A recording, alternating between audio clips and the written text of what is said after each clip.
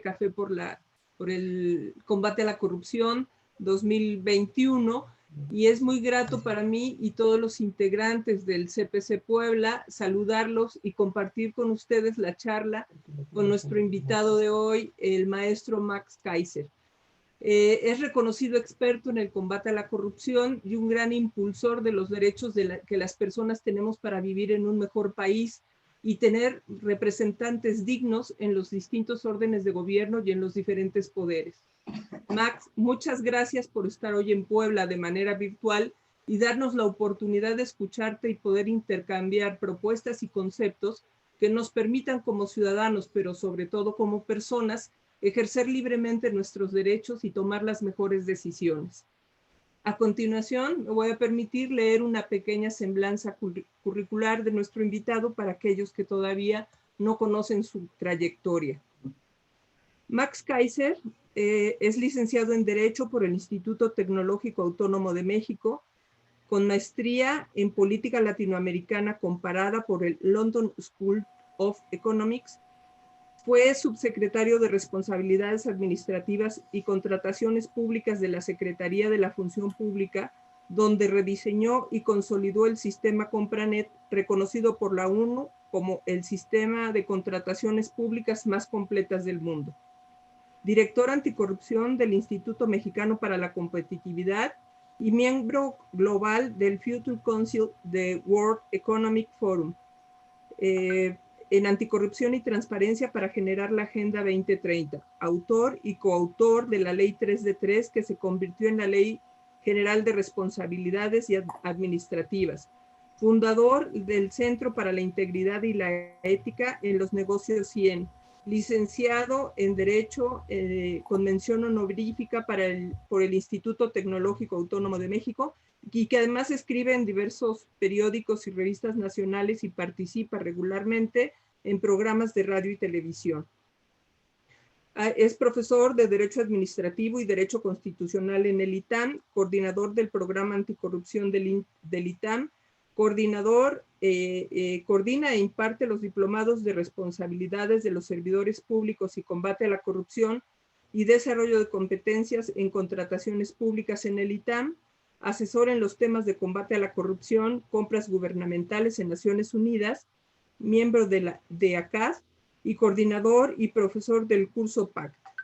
Tiene varias publicaciones, entre las que a mí me gustan más es la de Bolívar, Niño Presidente, que trata del combate a la corrupción, y imparte conferencias sobre integridad de las empresas, combate a la corrupción, desarrollo democrático, Estado de Derecho y contrataciones públicas y rendición de cuentas.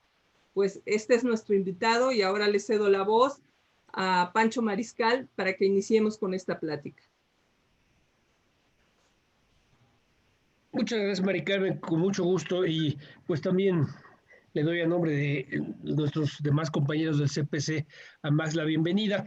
Esta vez es virtual, Max, pero no te has de salvar. Algún día vendrás a probar un caldo de guajolote para que no te dé COVID. Así dice nuestro gobernador. Me urge. Oye, pues como te había platicado, aquí nos reunimos en este café con ciudadanos y lo que nos gusta es pues preguntarle algunas cosas a nuestro invitado o invitada para que vaya surgiendo el diálogo. Desde luego el chat está abierto para que las preguntas lleguen, y lo más importante pues es no solamente escucharte, que sabemos que es importante en muchos sentidos y es interesante para todos nosotros, sino también ver qué otras cosas de las que están surgiendo en la sociedad pueden merecer tu comentario, pueden abrir espacio a la discusión o pueden inclusive generar un interés para que sigas profundizando. Lo primero que te voy a preguntar es que pues el tema de las vacunas está a todo dar y estás tú duro y dale. Parece que rompiste un récord de Guinness en estos días, ¿no? Tuviste en 2 días 500,000 hits en una publicación. La publicación en dónde están las vacunas. ¿Dónde están? No sé, a ver, primero muchísimas gracias a todos por la invitación, es un honor estar aquí con ustedes. Ya no voy a mandar esa bio porque es aburridísimo leer la bio. Voy a mandar una que diga: soy Max Kaiser, qué gusto conocerlos.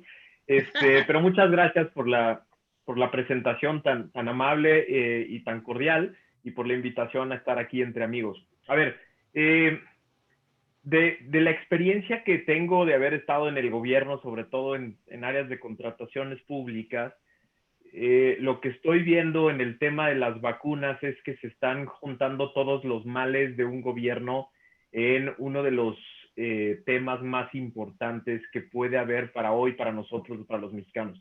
Ustedes y yo estamos hoy en Zoom, casi a un año de haber cumplido, casi a un mes de haber cumplido el año, de estar encerrados todos aquí, yo en un cuartito de 2x2, precisamente porque se ha manejado de la peor manera posible la pandemia. No es una opinión mía, es una opinión de varias organizaciones internacionales que ponen a México como el país que peor ha manejado la pandemia o uno de los peores que ha manejado la pandemia. Segundo lugar mundial en muertes totales, ¿no? Si manejamos las reales. Tercero, si manejamos las oficiales, pero en realidad todos sabemos que estamos en segundo lugar. Primer lugar mundial en muertes de personal de salud, que es uno de que quizá creo que este dato es para mí el más vergonzoso de todos que vamos a cargar el resto de nuestras vidas. Y hoy empezamos a ser ya uno de los peores países en el tema de las vacunas. Las vacunas son importantísimas y ya lo vimos, digamos, el video rompió récords no porque yo sea muy elocuente o muy bueno para hablar, sino porque es un tema súper sensible, porque implica nuestra libertad. Es decir, la vacuna es la posibilidad de salir a la calle. La vacuna es la posibilidad de reactivar nuestros negocios. Y la vacuna es la posibilidad de salvar nuestras vidas, porque además de evitar la posible enfermedad, la vacuna es ya probado científicamente por la mayoría de las que están a la venta, es la posibilidad de que si acaso me llega a dar, no me voy a poner grave y no me voy a poder morir. Entonces, se juntó en un producto de este tamañito cualquier cantidad de elementos que lo hacen esencial. Y por lo tanto, ese producto esencial acabó de encuerar a este gobierno en uno de sus peores males, que son las contrataciones públicas, por varios motivos. El primero, digamos, yo escribía para la Lista News, que es un periódico de The Guardian en México, este martes, que las vacunas están demostrando como un modus operandi que tiene el gobierno en todas las cosas, ¿no? Primero viene la gran promesa, ¿no? Y entonces hace varios meses escuchamos al presidente y al secretario de Relaciones Exteriores, que es el comprador de cosas en el mundo, ¿no? O sea, de pronto de canciller pasó a ser como broker. Desde comprar pipas hasta ahora comprar vacunas. En algún momento cubrebocas se fue a comprar. El broker anunciaba que habría vacunas para todos. Habría vacunas para todos los mexicanos.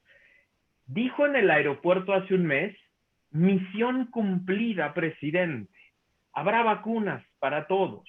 Pero no solo dijo eso, dijo, y hemos hecho también las negociaciones, lo hemos hecho con tanta capacidad, que además ayudaremos al resto del continente a que todos tengan vacunas. Uno de estos discursos grandilocuentes. Entonces, este es el primer paso de cómo hacen las cosas. El segundo paso de esto es hablar del pasado. Siempre hablan del pasado. A pesar del desastre del pasado, a pesar de cómo nos dejaron las cosas, a pesar de que nos dejaron hecho un desastre el gobierno, vamos a lograrlo. Luego viene el enemigo omnipresente, ¿no? El que está en todos lados, el discurso de todos lados, la corrupción. Y lo vamos a hacer más barato y con mayor capacidad de darlas gratis a todos porque ya no hay corrupción, ¿no?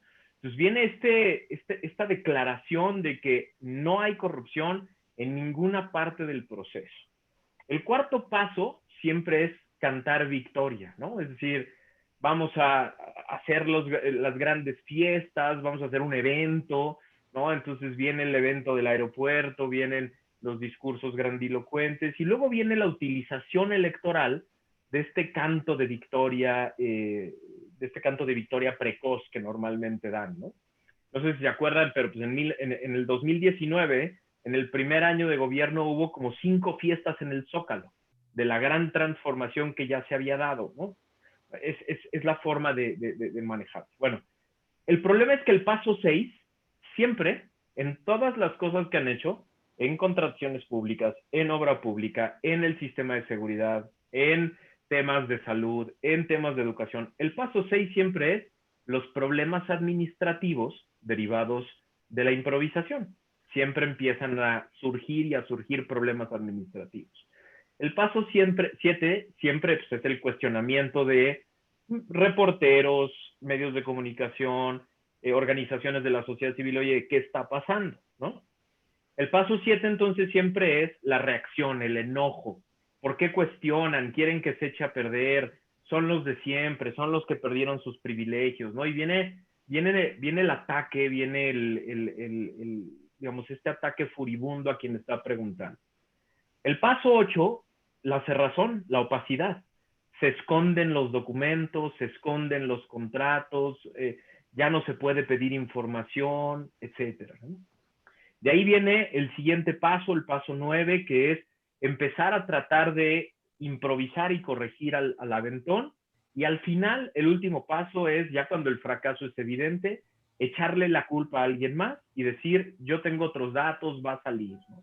Y digamos, siempre son estos 10 pasitos que se van dando en todo. En todas las políticas, échenle un ojo, traten de acordarse de todos los temas fundamentales en este gobierno. Bueno, en todos estos pasos se van generando riesgos muy importantes de corrupción. Se van presentando ineficacias, se van presentando problemas administrativos, se generan malos resultados. El día de ayer, con datos oficiales, así reconocidos por el gobierno, se vacunaron a 220 personas. 220 personas, según me platicaba una amiga que se fue a vacunar a Los Ángeles, es el número de personas que está vacunando por hora en el estadio de los Dodgers. Bueno, esas fueron las vacunas que se tuvo ayer en todo el país, que se pusieron ayer en todo el país. Entonces, lo que yo estoy tratando de hacer es, digamos, mover a la ciudadanía para preguntar, ¿dónde están esas vacunas de la misión cumplida de hace un mes? ¿Dónde están los contratos? ¿Por qué no puedo ver la parte administrativa de los contratos? Yo no quiero ver la fórmula de Pfizer ni la de Morena, no quiero ver sus protocolos secretos. Yo quiero ver la parte administrativa. Yo quiero ver cuántas compraron, cómo las compraron, cuáles son las condiciones de entrega, cuáles son los calendarios, cuál es el costo unitario, cómo se acordaron los diferentes pagos. Eso es lo que yo quiero ver, porque entonces así podemos tener certeza los mexicanos de cómo va a ser el proceso, ¿no? Y pues sí, tocó una fibra muy sensible en la población, pero también parece haber tocado una fibra sensible en porristas del gobierno, ¿no? Que rápido vinieron a decirme, cállate, el presidente ya puso en un PowerPoint cómo es la vacunación, no estés preguntando, ¿no? Y entonces me parece que es un ejercicio muy interesante el que tenemos que empezar a hacer los ciudadanos. Yo no quedo satisfecho con la cartita de Pfizer ni con la presentación de PowerPoint del programa, porque la vacuna para mí es uno de los elementos más importantes para poder salir a la calle, ¿no? Yo no quiero que falle la estrategia de vacunación, todo lo contrario, mi vida y mi libertad y la vida y la libertad de mi familia dependen de la estrategia de vacunación. Pero justo por eso, justo porque no quiero que falle, estoy exigiendo por todos lados que puedo la transparencia absoluta en este tema que es fundamental, ¿no? Pues sí, es evidente que todos queríamos creer que lo que nos dijeron hace ya muchos meses, de que se habían tomado todas las provisiones del mundo, de que se estaba echando mano a fondos públicos que se habían guardado con ciertos propósitos, justamente para tener el refuerzo financiero y atacar un programa de adquisiciones, pero pues la verdad es que no estamos viendo ese resultado, y lo que sí vemos, como tú bien lo has comentado, es la celebración inmediata, ¿no? Es una cuestión que es muy mexicana, y yo la verdad me saca siempre pues mucha salpullido. Tan pronto como empezamos a ver que el día está aclarando, ya celebramos el esplendor del sol, y siempre somos muy triunfalistas, pero la verdad es que en este caso parece que este triunfalismo es más bien un lenguaje con el cual se están llevando a cabo la comunicación social. Es decir, no hay un triunfalismo cultural o tradicional o como queramos llamarle, sino que es más bien una forma de gobierno, porque pues a la gente le conviene, le hace bien, la conforta el decir, ya estamos bien, ya salimos. Y es un triunfalismo, Pancho, que nos está evitando ver todo lo que está detrás, todo lo que falla en el gobierno, ¿no? Y yo he tratado de hacerlo muy evidente. Y ahorita que estoy platicando con tantos de mis héroes que son los miembros de los CPCs locales, lo que les digo es, este caso es muy emblemático, porque en este caso vamos a poder estudiar todo lo que falla en este gobierno y también en los gobiernos locales.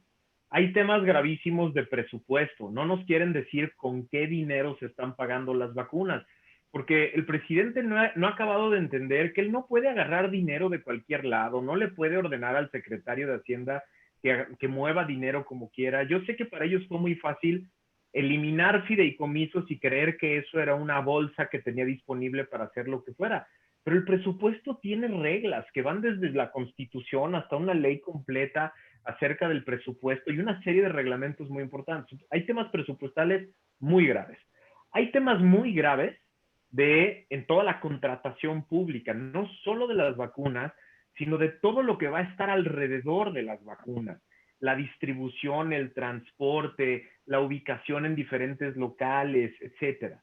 Va a haber problemas gravísimos, Pancho, y les digo a todos los miembros de los CPCs, del manejo electoral de las vacunas, porque a donde lleguen, cómo se ubiquen, cómo se distribuyan, vamos a tener a estos siervos o servidores de la nación, no sé cómo se les dice, que van a estar promoviendo el voto a cambio de la vacuna. Y entonces va a haber retos gravísimos ahí para explicarle a la gente, oye, tú no tienes que dar tu credencial de elector, no te tienes que registrar a Morena, no tienes que prometer absolutamente nada para el tema de la vacuna.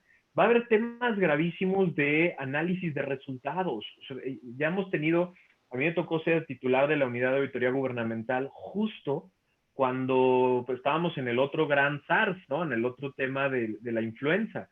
Y a mí me tocó sancionar directamente a muchos servidores públicos y a muchas empresas que habían dicho que habían repartido vacunas que nunca llegaron, que llegaron caducas, que llegaron y no se cuidaron adecuadamente, que no se refrigeraron y por lo tanto ya no servían, etcétera. Es decir, viene un reto monumental, no solo en la compra. O sea, ayer yo veía el video de Marta Delgado feliz, celebrando que ya habían llegado los reactivos de Cancino para que fueran envasados en Querétaro. Yo que estuve 12 años en el servicio público, cuando veo eso, lo que veo es todo lo que falta en el proceso administrativo para que una persona reciba la vacuna en el brazo, ¿no? Es decir, venden el video de la llegada de la caja en el aeropuerto como si ya las 2 millones de personas estuvieran vacunados. A partir de esa caja, faltan un chorro de cosas que no han pasado y como ya nos enseñaron, van a echar a perder, ¿no? Y entonces, o sea, ya nos enseñaron que son capaces de echar a perder lo que sea. Entonces, me parece gravísimo todo esto. Y déjame te añado, yo sé que ya me extendí demasiado, pero déjame añado algo que sucedió ayer que me parece todavía más grave. Están muriendo 3 mexicanos por minuto. 3 mexicanos por minuto de COVID en México. O sea, yo sí trato de hacer que la gente interiorice este dato. Porque cada minuto que el presidente se tarda echando un choro, 3 mexicanos murieron, ¿no? Bueno, 3 horas del día o 4 horas del día más lo que se tardaron en llegar a hacer, varios secretarios de Estado y gobernadores estaban inaugurando una pista en Unterregal. Pero además diciendo mentiras, abierta y burdamente. Los funcionarios públicos no pueden decir mentiras en sus comunicaciones oficiales, ¿no? Y lo estaban haciendo justo para esconder el día que íbamos a tener 220 vacunas aplicadas en todo el día.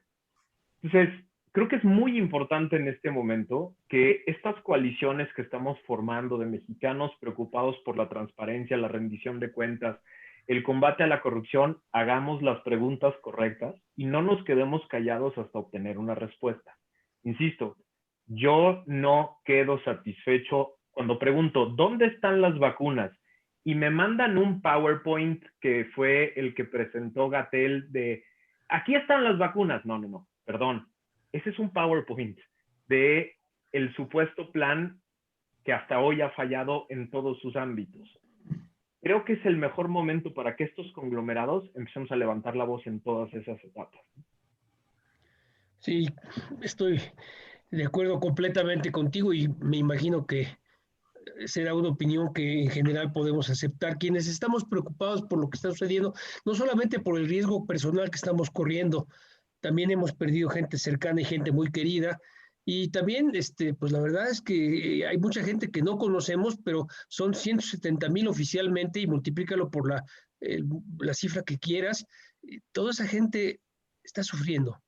Hay muchas familias desamparadas, hay mucha gente que no tiene ningún recurso a mano. Y a lo mejor por eso es que también estás tú insistiendo mucho en otro de tus mensajes que hoy son muy populares y muy difundidos. Yo sí quiero promover el voto.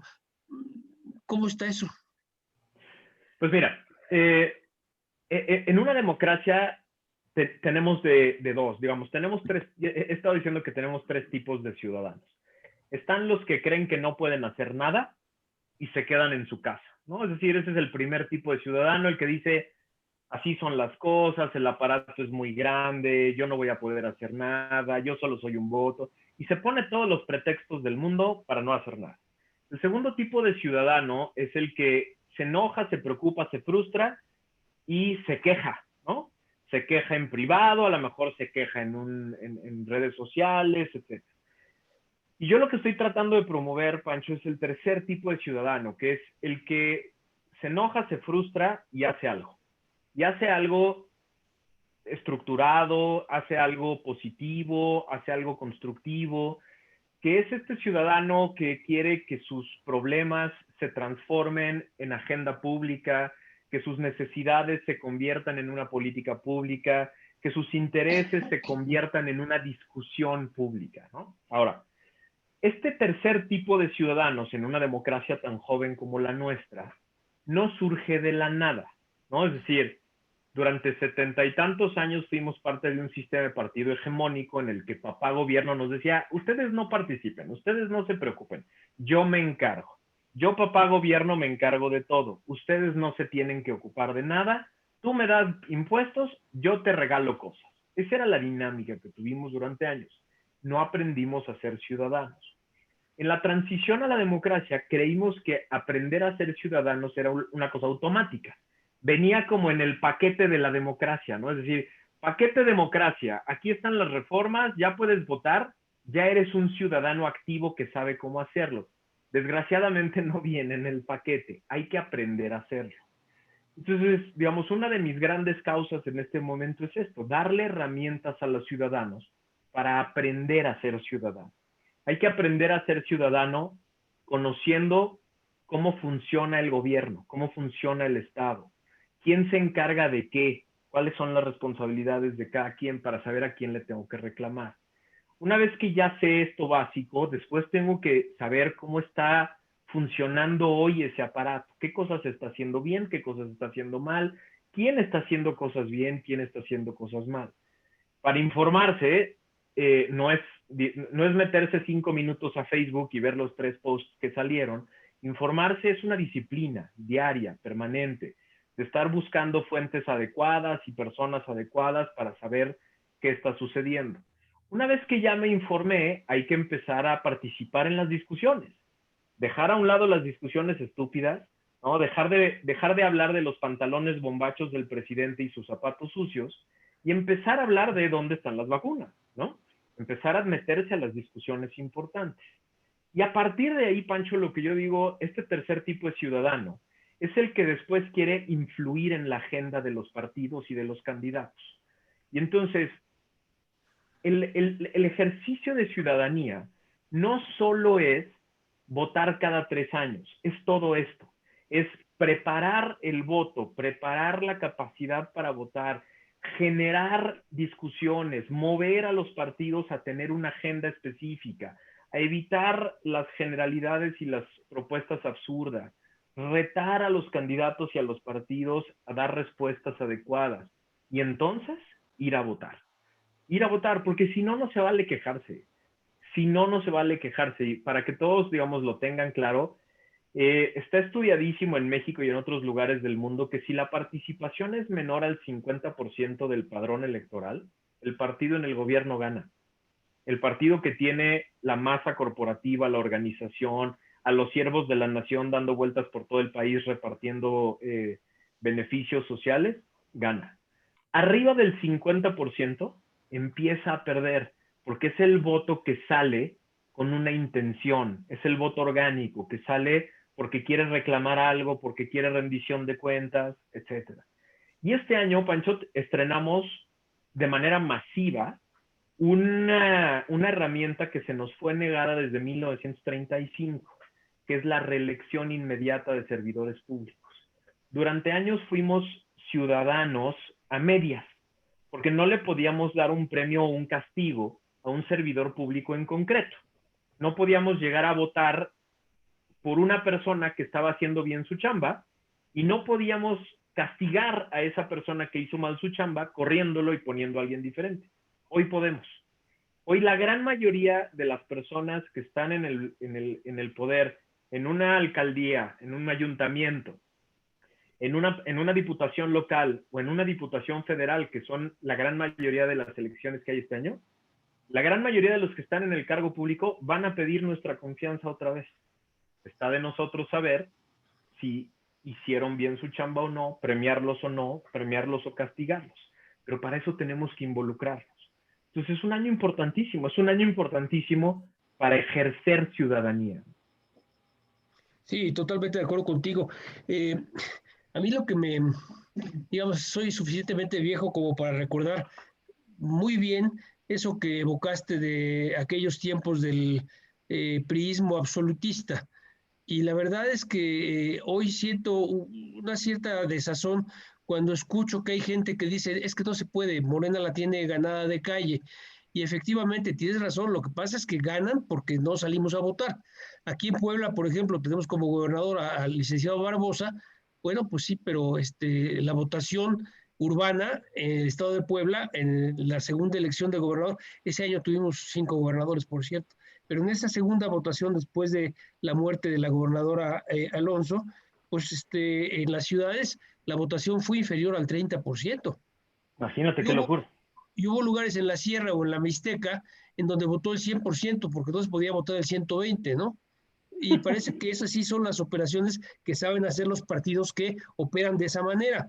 Bueno, pues nosotros tenemos que hacer nuestro partido tiene que ser el de yo creo que mi voto, un voto, vale la pena. Sin embargo, tú en tu aula virtual tienes ahí uno de tus cursos, el mecanismo de la corrupción en México, en el cual también hablas de cosas que son muy desalentadoras para un ciudadano que quiere creer en el ejercicio útil de su voto. ¿Nos podrías platicar un poquito de esto y en el mecanismo de la corrupción, específicamente lo que tratas en ese curso sobre la cuestión del dinero bajo la mesa?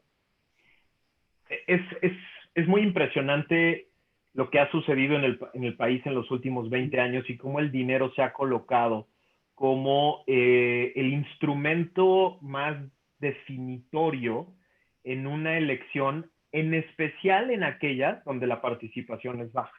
El que mayor cantidad de recursos tiene para regalar, para repartir, para comprar el voto y para promocionarse en lugares donde la participación es baja, es el que gana. María Amparo Casar y Luis Carlos Ugalde tienen un estudio muy interesante en el que demuestran que 9 de cada 10 pesos que se utilizan en las campañas no son registrados por nadie, no son fiscalizados por nadie. 9 de cada 10 pesos. Quiere decir que las campañas se han convertido en ejercicios carísimos, brutalmente caros. Tienen demostrado que una campaña para gobernador en México cuesta alrededor de 1,000 millones de pesos y reportan en alrededor de 100 millones de pesos, que son normalmente los topes de campaña. 1,000 millones de pesos para gobernador. Imagínate, hay 15 campañas para gobernador este año, 15 estados con elecciones para gobernador. Si más o menos en cada estado va a haber 3 candidatos por temas de coaliciones, estás hablando de que se van a gastar 45,000 millones de pesos los partidos políticos en 15 candidaturas a la gubernatura. Eso solo en las candidaturas a la gubernatura. Ahora, digamos, de ahí parte todo el mecanismo de la corrupción. Los invito a ver la clase. Es un curso de cinco clases de 15 minutos cada una.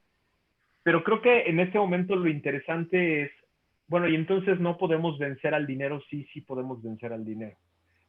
Lo que también está demostrado es que no importa cuánto hayan gastado los candidatos, cuando el porcentaje de participación va arriba del 60%, el dinero y las proyecciones de las encuestas dejan de ser certeras, porque lo que sale arriba del 50% es el voto de personas que tienen una intención diferente. Salimos a votar arriba del 50% los que no tenemos un programa social que mantiene nuestra casa. Normalmente salimos a votar arriba del 50% los que no utilizamos sistemas de subsidios o de educación pública o de salud pública, etcétera. Sale un electorado muy diferente al que una despensa no lo compra o no lo modifica o no le hace pensar que va a perder parte de los apoyos que tiene. Y entonces se les echa a perder el esquema, ¿no? Se les echa a perder el gasto que hicieron en una candidatura. Y empieza a influir cada vez más entonces el voto arriba de cierto porcentaje. Lo que yo le digo siempre a los ciudadanos que me dicen, es que no hay por quién votar, es que todos son iguales, es que todos son una porquería. Mira, primero eso es una falacia, eso es flojera mental, no todos son iguales, sí hay líderes sociales interesantes en algunos municipios, en algunos distritos que quieren hacer cosas diferentes, pero sobre todo, nunca va a haber candidatos perfectos, nunca va a haber candidatos perfectos. Pero lo más importante de todo, si tú no votas, la decisión se le estás dejando a alguien más. Así de fácil. Si tú no votas, alguien más que sí salió a votar con otros intereses y otras intenciones es el que va a definir quién se queda con el cargo. Y eso me parece que es lo más grave de este momento. Creo que en este momento hay tres grandes motivos de la elección. Normalmente las elecciones tienen como un motivo grandote detrás. Más allá de los miles de motivos que va a haber en cada distrito y en cada ayuntamiento, que hay, digamos, como cosas muy particulares, en general en esta elección hay tres grandes motivos para todos. El primero es la rendición de cuentas. Como les decía, viene el estreno de la reelección de manera masiva. Entonces, la primera gran oportunidad que tenemos los ciudadanos este año es exigir rendición de cuentas. Ya tuviste el cargo 3 años. ¿Qué hiciste con él? Yo lo que le digo a la gente que no le interesa votar por la Cámara de Diputados, órale, ¿no te interesa? Pues mira, los diputados son los que decidieron mandar el dinero a Dos Bocas en lugar de a las vacunas. Los diputados son los que decidieron mandar el dinero al Tren Maya en lugar de a las estancias para niños con de madres solteras o de madres que trabajan. Los diputados son los que definieron que mejor Santa Lucía en lugar de dinero para tratamientos con cáncer para niños. Ellos son los que toman esa decisión. Entonces, rendición de cuenta es el primer gran motivo de esta elección. El segundo gran motivo de esta elección es equilibrio de poderes. Creo que ya quedó perfectamente demostrado que sin equilibrio de poderes, en lugar de tener a diputados que están fiscalizando al presidente y al gobierno, tenemos diputados que le cantan las mañanitas, ¿no? Es decir, a ti y a mí no nos sirve de nada tener ahí a la mayoría parlamentaria cantándole las mañanitas a quien deberían estar fiscalizando y revisando. No nos sirve de nada. Pues equilibrio de poderes debe ser otro gran motivo de esta elección. Necesitamos aparatos equilibrados, donde haya diferentes posiciones, ideas que se debatan duro para que salgan las mejores cosas y no que haya simplemente un flujo del poder que pase del ejecutivo al legislativo, pase por las mañanitas y salga en una decisión facilota. Y el tercer gran motivo de esta elección es el freno al abuso del poder. Frenar el abuso del poder es el gran motivo de esta elección. La Cámara de Diputados, Pancho, tú lo sabes muy bien, es la jefa de uno de nuestros órganos más importantes del país, que es la Auditoría Superior de la Federación. Que yo te lo he dicho de broma, pero ya no es tan de broma. Yo sí tengo ganas de ir ahí a tocar la puerta a ver si el señor Colmenares está vivo. Yo espero que sí. Yo espero que siga vivo porque yo tengo 1 año y medio de no escuchar de él, de no escuchar hablar de él, nada. Ni bueno, ni malo, ni nada. Está desaparecida la Auditoría Superior de la Federación. Y mi sospecha es que está desaparecida porque tiene un jefe mayoritariamente del gobierno que no quiere que hable. Esa es mi sospecha.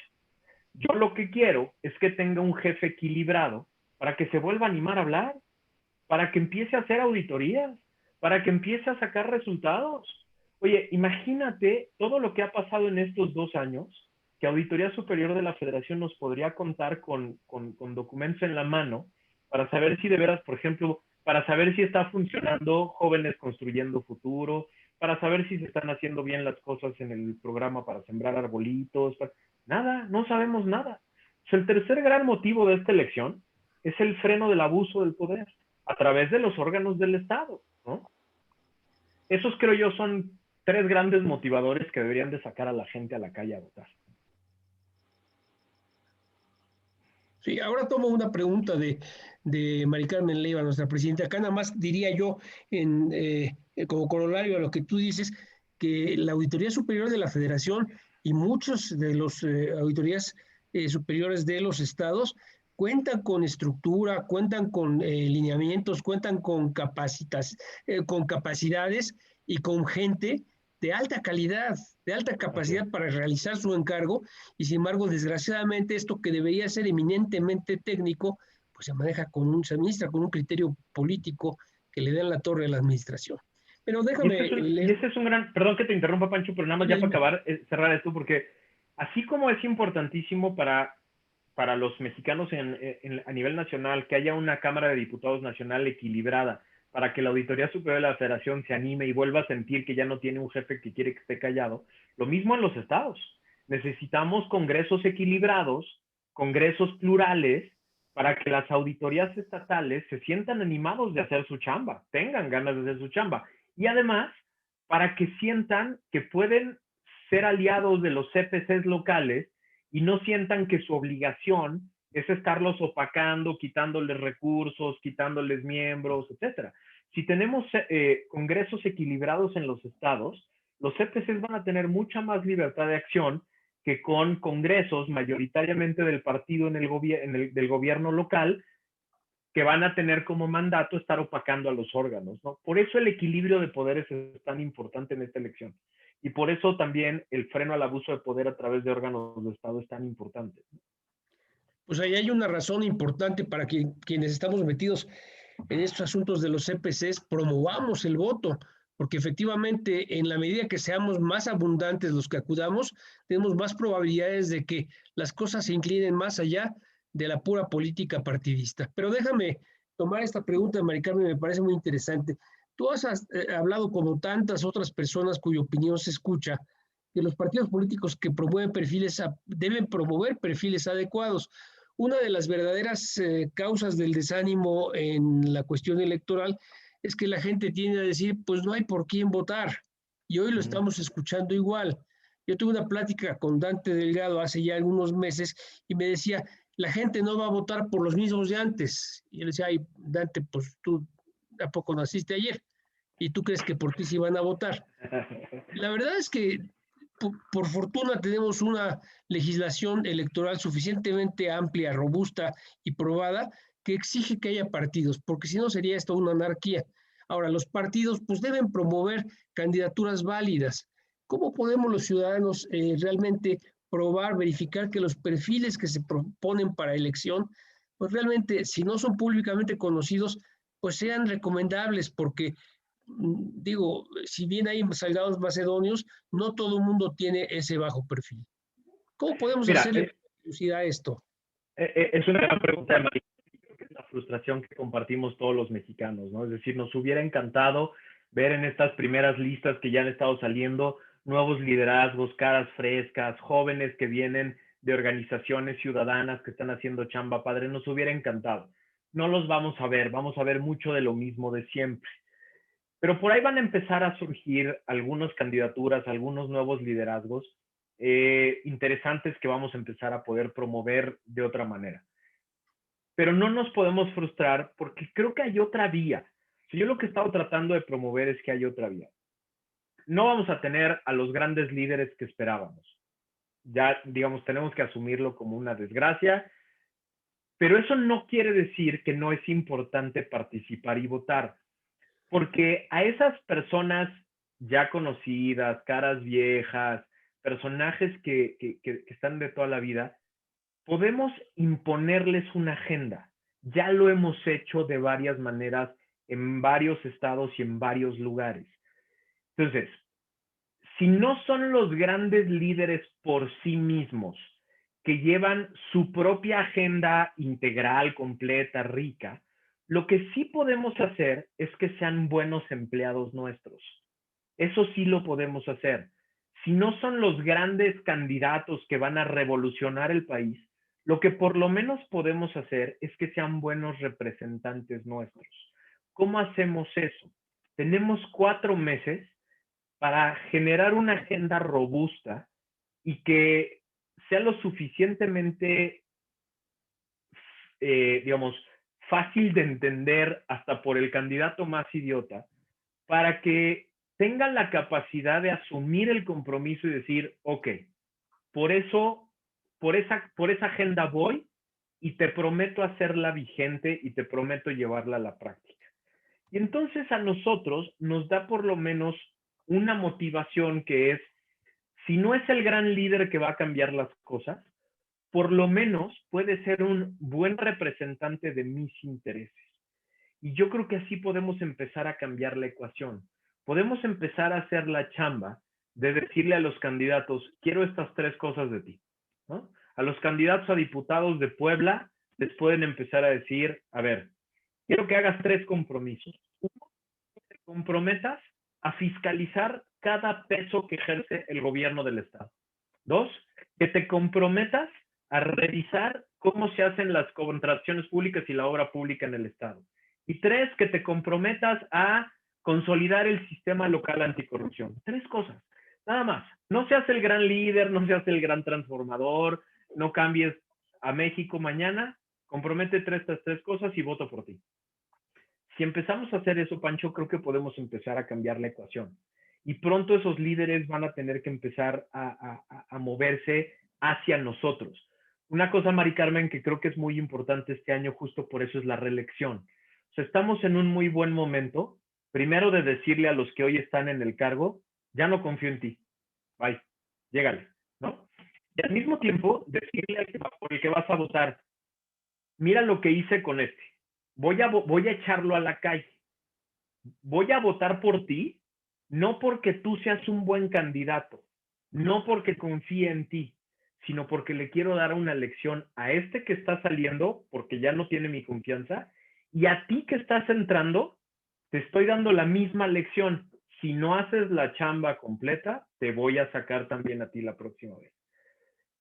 Si no tenemos los candidatos, por lo menos podemos tener buenos motivos para empezar a generar una nueva forma de ejercer la ciudadanía electoral, ¿no? Nos pregunta aquí Fernando Torres, que preside la Comisión Anticorrupción de Coparmex en Puebla. ¿Cómo ves el movimiento Sí por México? ¿Crees que realmente tiene alguna oportunidad para hacer un cambio, un equilibrio? Mira, yo creo que todos los movimientos ciudadanos que propongan una agenda son bienvenidos.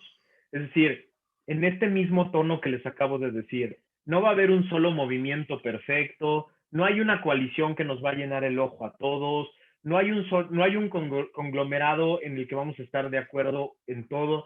Yo lo que le he dicho a todo mundo es, dejemos de ser tan exigente en lo poco importante y volvámonos muy exigentes en lo importante, ¿no? Es decir, ¿estas organizaciones son perfectas? No. ¿Van a cambiar a México? No. ¿Le van a quitar todo el poder al gobierno y van a poner a puros buenos candidatos? No. ¿Para qué sí sirven?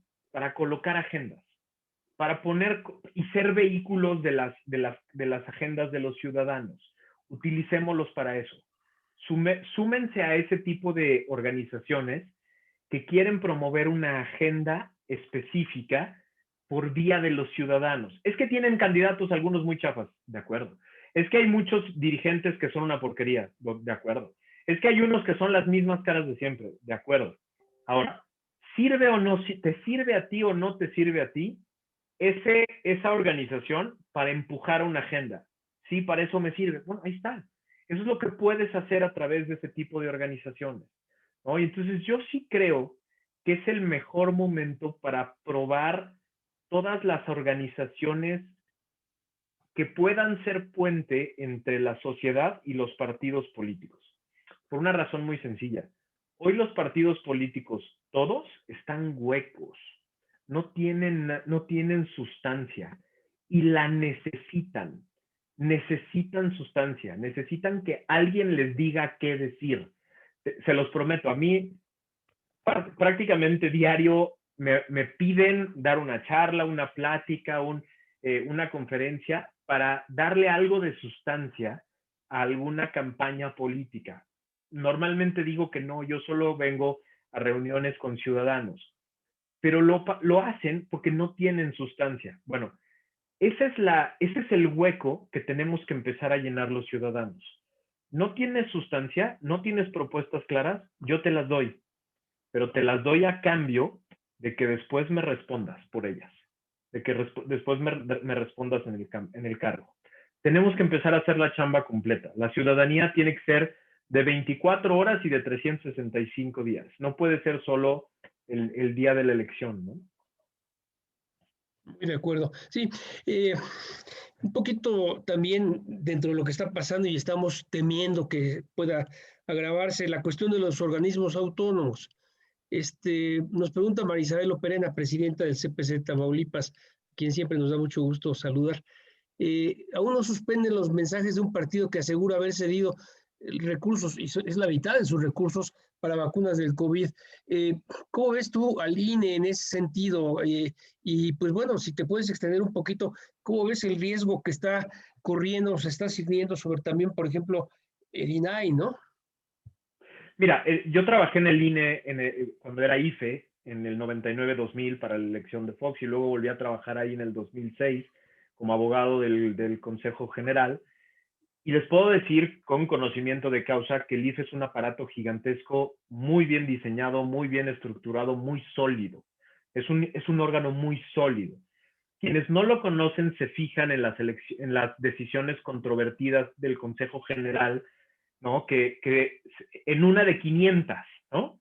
Que son controvertidas y a veces equivocadas, a veces chafas, etcétera. Pero el INE el INE está todos los días decidiendo cosas muy importantes que tienen que ver con la organización de las elecciones. Lo que le puedo decir a la gente con conocimiento de causa es, hay que cuidar al INE, hay que cuidarlo mucho. Es nuestra última línea de defensa. Hay que cuidarlo mucho y hay que recordarle siempre a la gente que el día de la jornada, la elección la hacemos nosotros. Somos millones de ciudadanos en más de 130,000 casillas, creo van a ser este año, que somos los que contamos los votos. La elección la hacemos nosotros, con la coordinación del INE. El INE es un muy buen órgano que hay que cuidar, hay que proteger, hay que reclamarle cuando toma malas decisiones, hay que exigirle cuando toma malas decisiones, hay que exigirle cuando no hace su chamba completa, pero hay que cuidarlo mucho. Y como al INE, hay que cuidar a los demás órganos autónomos. Y por eso decía que el segundo motivo de esta elección es el equilibrio de poderes. Por eso necesitamos una Cámara de Diputados equilibrada, para que al presidente y a sus diputados y senadores ya no tengan la tentación de andar echando a perder a los órganos autónomos que tanto trabajo nos han costado. Si equilibramos la Cámara de Diputados y le quitamos la mayoría morena, los órganos autónomos como el IFETEL, como la Comisión Reguladora de Energía, como el propio INE, etcétera, pueden volver a empezar a hacer su chamba con tranquilidad, sin la amenaza de que los van a correr, quitar, modificar, quitar funciones, etcétera. Y el autónomo, que tú sabes que es el que más cariño le tengo, pues que es el Sistema Nacional Anticorrupción. Yo necesito una Cámara de Diputados equilibrada, porque yo necesito que se paren ya las amenazas a los órganos que integran el gran órgano, que es el Comité Coordinador. Yo quiero que el Comité Coordinador empiece a sentir la libertad de que puede actuar, de que puede hacer cosas, de que puede cuestionar al gobierno, de que puede funcionar sin la amenaza permanente de las dos mayorías en las dos cámaras nacionales de modificar el esquema de facultades o incluso la integración de diferentes órganos, ¿no? Por eso el equilibrio de poderes es tan importante. Los órganos autónomos de este país dependen de que Morena no tenga mayoría en la Cámara de Diputados. Pues sí. Bueno, y una cosa que también aquí comenta Rashid Abraham y también lo comenta, varios comentarios son en ese sentido.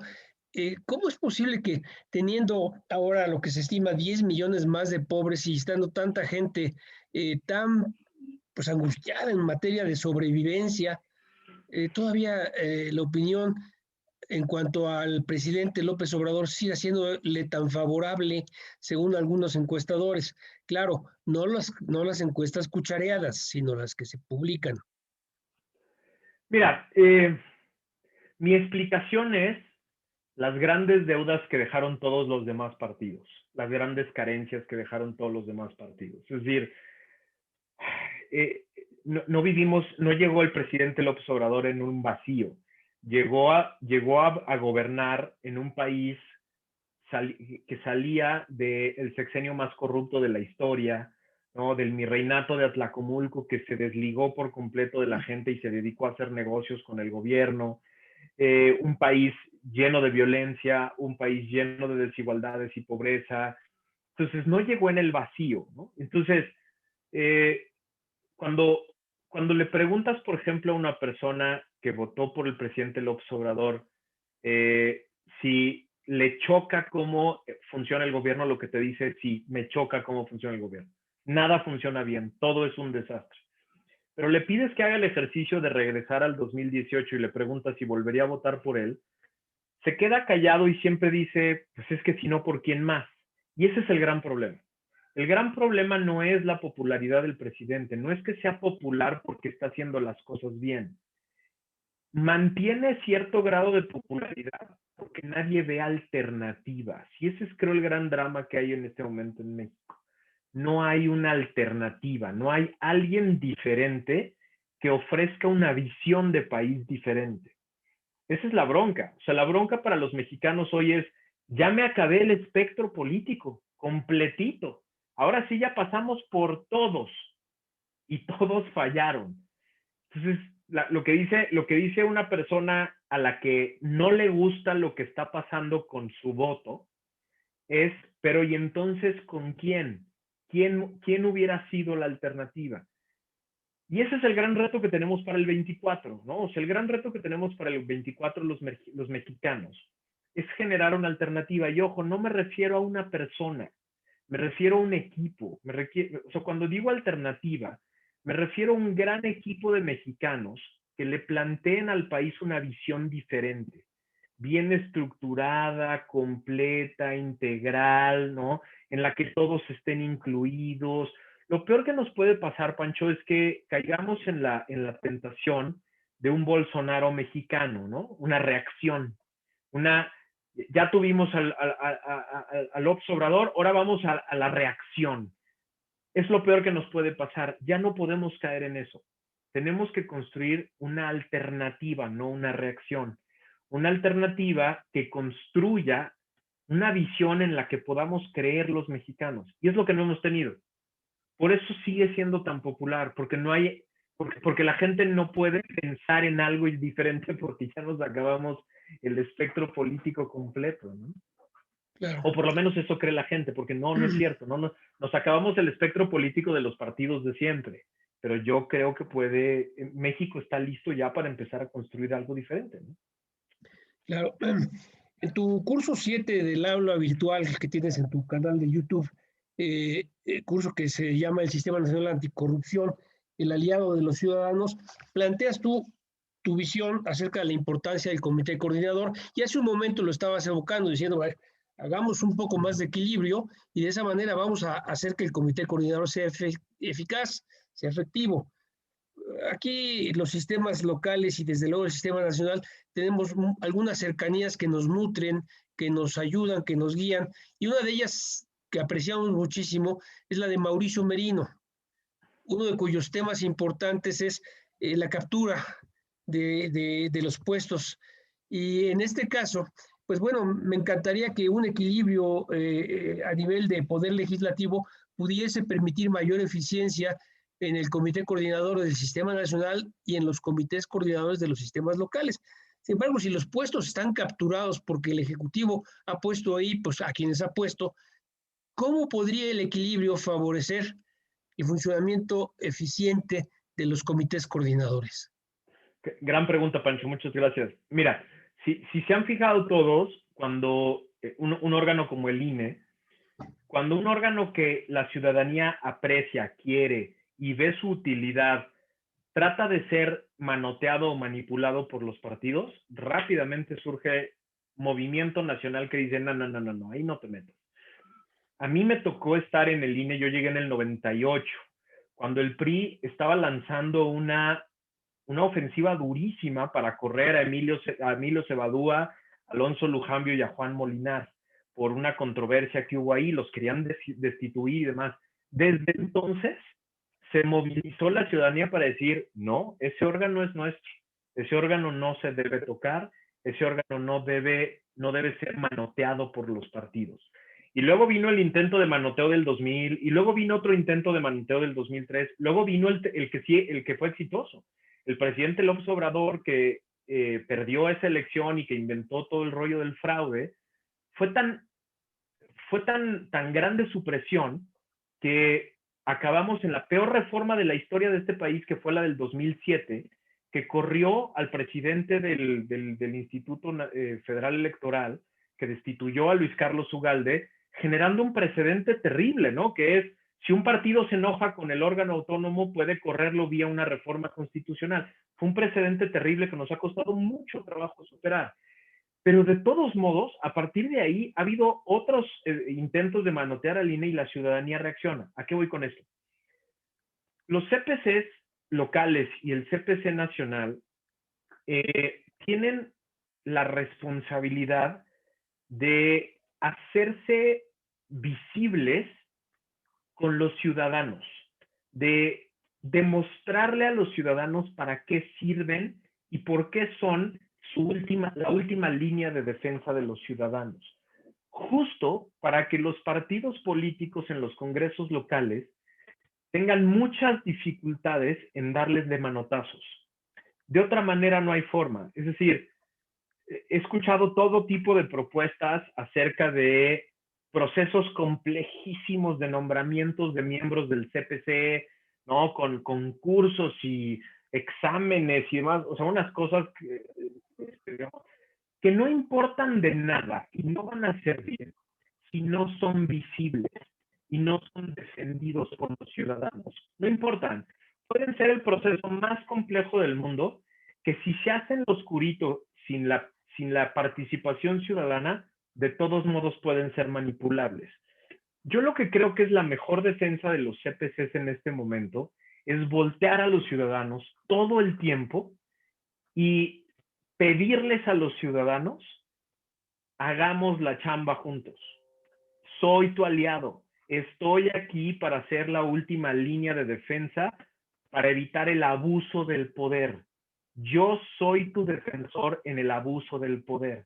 No las comisiones de derechos humanos que no sirven para nada, que nadie me vaya a citar en otro lado, pero no son esos órganos. Los comités de participación ciudadana, los sistemas locales anticorrupción se diseñaron para frenar el abuso del poder, para frenar el ejercicio privado e ilegal del poder. Pero eso los ciudadanos no lo saben, no lo entienden. El día que lo entiendan, no va a haber poder humano que manotee a los CPCs. No va a haber. El día que los ciudadanos entiendan el CPC de Querétaro y el de Quintana Roo y el de Puebla y el de Tamaulipas, etcétera, es mi aliado, ese día no va a haber poder humano que haga que los partidos políticos manipulen a los candidatos. Y además, va a ser mucho más sencillo convocar a personas que quieran participar. Yo se lo decía en otra reunión a Jorge hace poquito. ¿Por qué no hay candidatos para ser miembros del CPC nacional y de los CPCs locales? Porque no hemos hecho me refiero a todos, yo incluido, no hemos hecho la chamba de explicarle a los ciudadanos lo importante que son los sistemas nacionales y locales anticorrupción y lo importante que es que haya grandes líderes ahí trabajando. No hemos hecho esa chamba. El día que empecemos a hacer esa chamba de manera sistemática y permanente, van a llegar buenas personas y los ciudadanos los van a defender, se los aseguro. Ya lo hemos visto en diferentes órganos. Tú ves lo que pasó, por ejemplo, con la diferencia que hubo entre el manoteo sencillo que pudieron hacer en 3 minutos en la CNDH. La gente no ve que la CNDH les sirva de algo. Y entonces en 2 minutos el presidente la destruyó, la manoteó y puso ahí a una persona que no sirve para nada. Y ya, y no pasó nada, nada. Cuando trataron de hacer lo mismo con la COFESE o con el IFETEL, vino una reacción muy dura de todo el sector económico que dijo, no, espérame, esos órganos nos sirven mucho, están haciendo muy bien su chamba, no se vale. Entonces sí, los órganos tienen que mostrar para qué son buenos, para que tengan defensores de oficio, ¿no? Claro. Pues Max, mira, la verdad, estas pláticas son siempre muy nutricias. Una de las cosas buenas que nos ha dado el encierro es que podemos dedicarle tiempo concentrado a ciertos temas y pues la tecnología nos está ayudando muchísimo en ese sentido a realmente establecer vínculos, a escuchar, a comparar ideas, a obtener información. Yo quiero agradecerte mucho, la verdad, sé que estás muy ocupado, tu agenda está muy ocupada. Te voy a seguir dando lata porque varias personas de mi Comisión de Educación en la Red Nacional de CPCs están pidiendo tu intervención. Maru Subieta me pidió tus datos y si tú me autorizas, le paso el contacto para que ella directamente te escriba. Pero pues de verdad, muchas gracias. Yo me alegro cuando veo que tus tweets y que tus mensajes tienen tanta penetración. Creo que una de las cosas buenas que tenemos que aprender de este tiempo es que la opinión no tiene que venir detrás de un micrófono con marca Televisa, Multivisión o Azteca o lo que sea, sino que los ciudadanos con las redes podemos realmente generar opinión y nutrir discusión. Hemos estado viendo, por ejemplo, a Jorge durante toda la semana en diferentes eventos. El primero muy importante cuando Rosa María Cruz se despidió de la presidencia del Sistema Nacional, pero tenemos muchas posibilidades hoy de interactuar y yo creo que esto es bien importante y tenemos que seguirlo aprovechando. Hay una última pregunta que me parece que la podemos plantear para que con eso le demos lugar a la despedida, pero fíjate que Rebeca Alcaide hace una pregunta muy interesante. Si me permites, te la planteo y con eso ya, ahora sí, como decían en Garibaldi, ya con esa me despido. ¿Qué opinión tienes en relación a que México avanzó 6 lugares en el índice de percepción de la corrupción que acaba de publicar Transparencia Internacional? Estamos todavía en el lugar 124 de 180, cuando antes estábamos en 130. Rebeca Alcaide dice, como asesora de la Comisión de Vigilancia de la Auditoría Superior de la Cámara de Diputados de la Federación, he visto el trabajo que se hace en erradicar la corrupción. Bueno, tu comentario me parece que puede ser muy interesante y agradezco mucho que esté aquí. Con mucho gusto. Gracias, Rebeca, por la pregunta. Bueno, la verdad es que no es ningún avance, porque pasamos el lugar es lo menos importante porque esta vez empatamos con muchísimos países y hubo muchos empates en diferentes puntuaciones. O sea, el tema del lugar en el que nos ubicamos es poco importante. Lo que hay que observar es que pasamos de 29 puntos a 31. Podría pensarse que es un avance de 2 puntos respecto del año pasado. Sí lo es un avance de 2 puntos respecto del año pasado.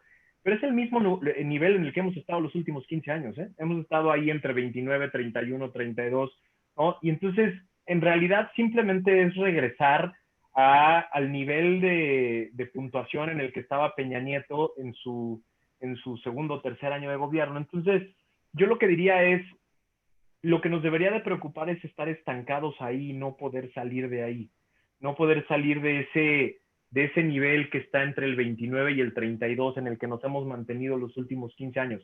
Asumo mi responsabilidad. A mí me tocó ser subsecretario en en un gobierno en el que tampoco hubo grandes avances en el índice de percepción de corrupción de Transparencia Internacional. Y mi análisis desde entonces, y lo mantengo el día de hoy, es que podemos avanzar poquitos lugares y así con el discurso. Es decir, el discurso da para subir unos cuantos lugares, bajar unos cuantos puntos, o subir unos cuantos puntos y estar ahí como jugueteando con la idea de que vamos bien. Son las grandes reformas estructurales con toda la voluntad en los grandes temas del combate a la corrupción los que nos pueden dar los grandes brincos. No es opinión mía. Hay dos ejemplos muy claros en este índice. El primero es la República de Georgia y el segundo es Chile. Son los dos países que han dado grandes brincos, no de unos cuantos lugares con empates y unos cuantos puntitos, sino brincos de 40 lugares en unos cuantos años. Porque han hecho la chamba estructural. Por ejemplo, tanto la República de Georgia como Chile hicieron la chamba de reordenar por completo las contrataciones públicas.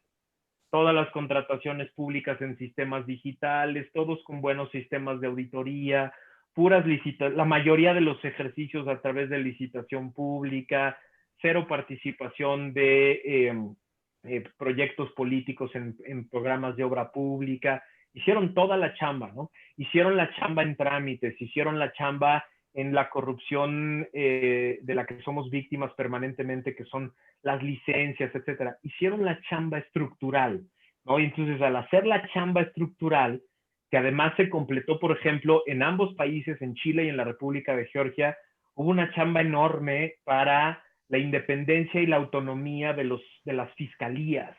Hubo una chamba enorme para acabar con la impunidad, ¿no? De todos los colores, de todos los gobiernos, de todos los poderes.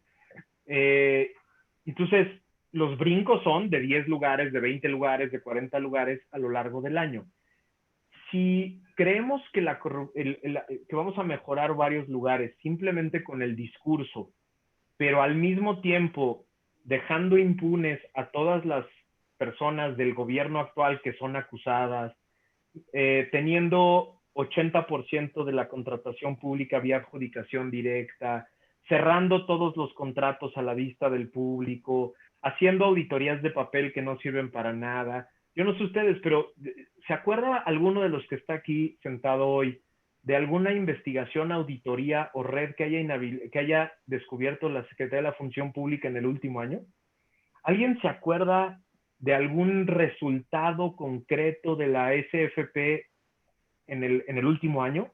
Yo no me acuerdo. O sea, ayer leí una nota que me asusta, ¿no? La SFP publica en un comunicado que inhabilitó a un servidor público de medio pelo por un año. Esa es la nota, ¿no? Eso es lo que tienen para ofrecer en este momento. Entonces, yo lo que le diría a Rebeca, con todo respeto, es los grandes avances se van a dar en ese índice y en el del World Justice Project y en el del World Economic Forum, se van a dar cuando hagamos la chamba completa, la chamba estructural. Déjenme les doy el dato del World Justice Project que acaba de salir la semana pasada. Es brutal. En el índice en el Rule of Law Index, en el índice de Estado de Derecho de esta organización, en el rubro ausencia de corrupción, somos el lugar 121 de 128. Este es el de este año, ¿eh? Este es el que se acaba de publicar. 121 de 128 en ausencia de corrupción. Abajo de nosotros, peor que nosotros, solo están Kenia, Madagascar, Bolivia, Uganda, Camerún, Camboya y Congo. Son los únicos países del mundo peor que nosotros. Y este es un índice mucho más complejo que el de Transparencia Internacional, porque este mide cosas mucho más estructurales e institucionales, ¿no? Entonces, hay que andarnos con pie de plomo con el tema con el tema del avance en el índice de percepción de corrupción. También el último índice del World Economic Forum, el Global Competitiveness Report, el último, en el rubro incidencia de corrupción, somos el lugar 116 de 141, ¿no? Y ahí el avance no se ha dado. Entonces yo lo que les diría es, hay que ver varios índices a la vez y hay que preocuparnos por el estancamiento a lo largo del tiempo, ¿no? Y no, a mí sí me preocupó mucho el tuit de la secretaria Sandoval, como haciendo mucha fiesta del avance de 2 puntos, ¿no? Que es pues, regresar a la época, regresar a la puntuación que tenía Peña Nieto a la mitad de su sexenio. Pues sí, ni hablar. Muchas gracias, Max, nuevamente. Déjame pedirle entonces a Mari Carmen que por favor agradezca a nombre de este CPC que recibe como siempre con mucho gusto. Y yo agradezco a todos quienes nos han acompañado esta tarde. De verdad, les invito a que vean algunas de las propuestas de Max en su canal de YouTube, pero sobre todo no como el guía, la voz que habla en el desierto, sino como uno de los que plantea los temas para que vayamos creando opinión y vayamos informándonos y contrastando información de tal manera que los argumentos los podamos construir nosotros y no solamente los recojamos de la prensa o de los micrófonos de las estaciones de radio y televisión. Mari Carmen, si eres tan amable. Gracias, Pancho. Pues, Max, agradecerte de veras este tiempo. Sabemos, como dice Pancho, que tu agenda está saturada y nos hiciste un huequito. Para nosotros era muy importante arrancar contigo y arrancar con todo este concepto que tienes de lo que es la ciudadanía. Nos dejas una tarea muy fuerte a todos los integrantes de los CPCs a nivel nacional, en el sentido de que tenemos que hacernos visibles como ciudadanos para poder fortalecer a los sistemas locales anticorrupción y al mismo tiempo con eso fortalecer el sistema nacional anticorrupción, que han intentado por distintas maneras desaparecerlo porque somos la piedra en el zapato, somos el hermano incómodo en el gobierno municipal, y las expectativas ciudadanas al respecto son muy grandes con los comités de participación ciudadana. Aunque no tenemos nosotros la facultad, porque no somos autoridad de sancionar a los servidores públicos corruptos, por eso era mi pregunta de la captura de los puestos en el comité coordinador, porque cuando llegamos ahí donde se toman las decisiones, es el comité coordinador el que dice, no pasa, y entonces nosotros como ciudadanos, la única arma que tenemos es salir a los medios y decir, lo intenté, pero no se logró. Ahora lo dejo en manos tuyas para que tú desde tu trinchera ciudadana ejerzas tu derecho. Y creo que tú has sido una piedra fundamental, una guía para nosotros desde tus comentarios, desde tus aula virtual que tienes. De veras, creo que somos pocos los integrantes del CPC que no nos hemos metido a tu página a revisar lo que haces. Es así como nuestro libro básico, el escucharte para poder trabajar y decir, vamos por buen camino o hay que corregir la tarea. Muchas gracias y dejo abierto el compromiso para que no sea la única vez que estés con nosotros, sino podamos darle continuidad a esta charla. Que estés bien y ¿Me dejas hacer un último comercial antes de que se nos vaya todo el mundo? No, claro. Además de agradecerles la invitación, déjenme hacer rapidísimo un comercial. No sé si vieron que hace 3 semanas publiqué una cosa que le llamé el Manual de Acción Política del Ciudadano de a pie, que era un PDF que ilustró Viviana Hinojosa, que es una gran ilustradora mexicana. Bueno, déjenme les hago el comercial. Este sábado vamos a publicar la versión 2, que ahora además va a venir ilustrada por 2 de los más grandes moneros de México, que son Rictus y Alarcón. Rictus del Financiero y Alarcón del Heraldo. Y el esfuerzo es, digamos, el manual son un paquete de 100 recomendaciones para ser ciudadano este año, concretitas, desde preparar tu credencial de lector hasta cosas como cómo participar en redes sociales y demás. ¿Por qué 100? Porque la gente me dice, no me eches choros de cómo participar en general, dime concretamente cómo, y entonces son 10 paquetes de 10 recomendaciones, preparar la elección, informarte, todo lo que platicaba ahorita con Pancho. Bueno, el comercial es, lo voy a publicar gratis. La primera vez lo bajaron 15,000 personas en 2 días, el manual. Este fin de semana, el sábado, lo voy a volver a publicar ya la versión 2 con las caricaturas de los moneros.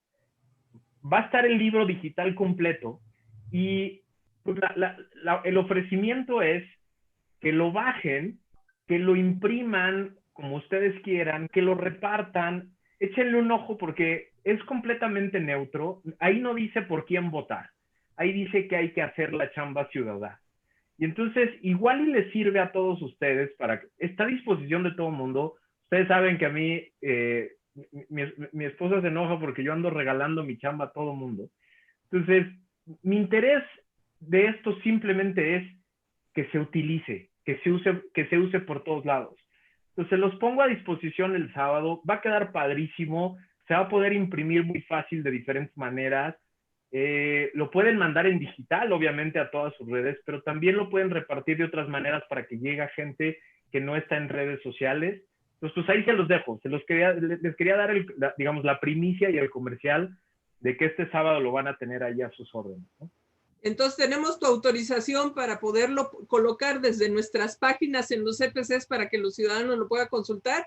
A donde lo puedan mandar y decirle a los ciudadanos, fíjate, o sea, el chiste es que lo impriman, son carteles, y entonces lo pueden imprimir y ponerlo en su refri, y ir marcando las cosas que ya hicieron, ¿no?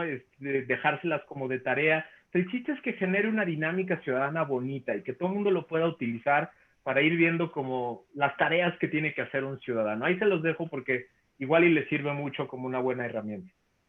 Pues muchas gracias y no te decimos adiós, sino te decimos hasta luego. Nos estamos viendo en Puebla y que estés muy bien. Muchas gracias por tus pláticas. Gracias a todos. Que tengan bonita tarde. Noche. Hasta luego. Gracias, Max. Bye bye. Hasta luego, Max. Gracias. Muchísimas gracias, Max. Gracias a todos por habernos acompañado y nos estamos viendo en unos 15 días con la siguiente charla. Gracias, Carmen. Gracias, Carmen. Gracias por la anfitriona. Gracias. Gracias a todos. Gracias a todos por acompañarnos.